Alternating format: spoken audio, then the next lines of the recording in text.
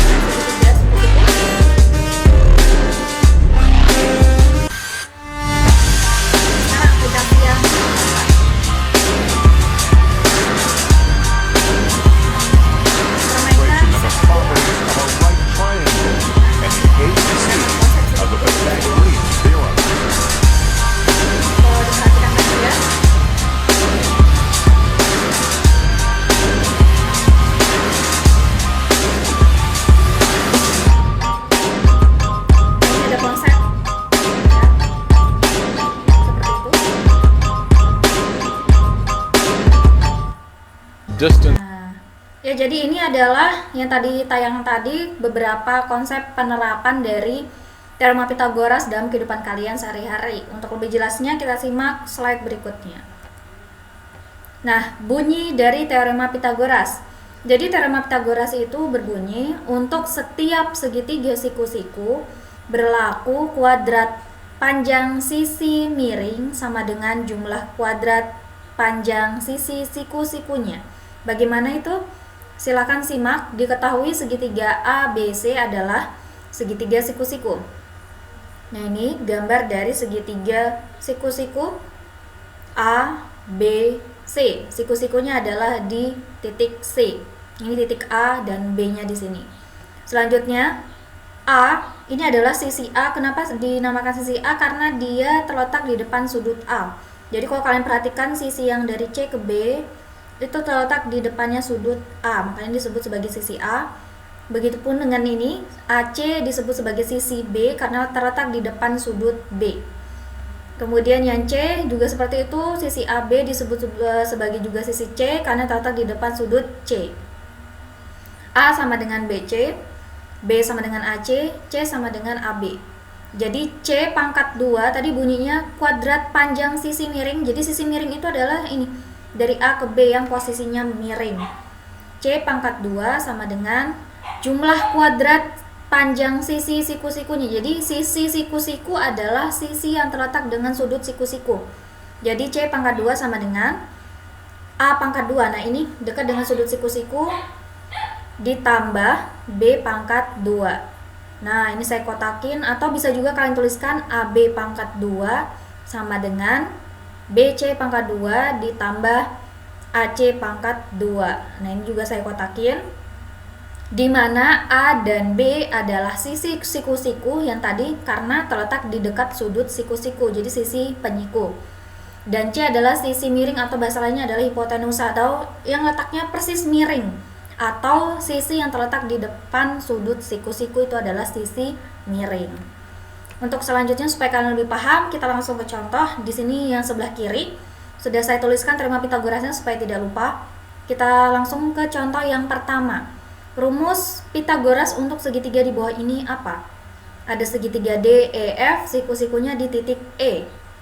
Jawabannya DF itu adalah sisi miring. Tentukan dulu sisi miringnya.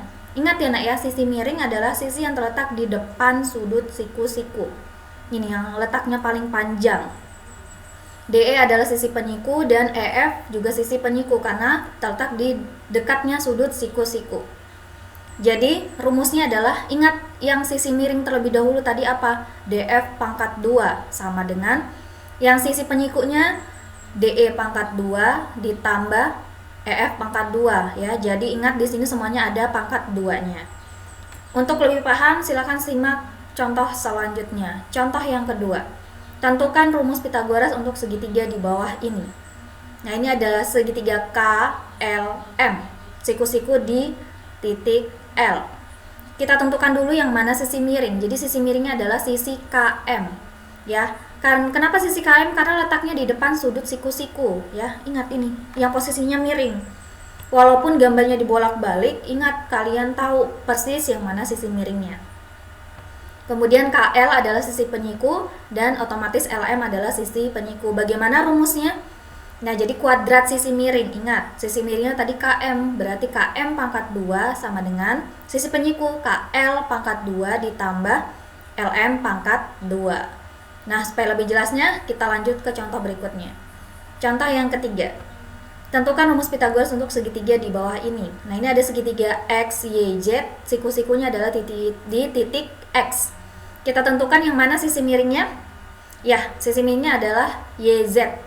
YZ ini adalah sisi miring. Kemudian sisi penyikunya XY dan XZ. Berarti rumus Pitagorasnya adalah YZ pangkat 2, ingat sisi miring dipangkatkan 2, YZ pangkat 2 sama dengan sisi penyiku XY pangkat 2 ditambah XZ pangkat 2. Masih bingung?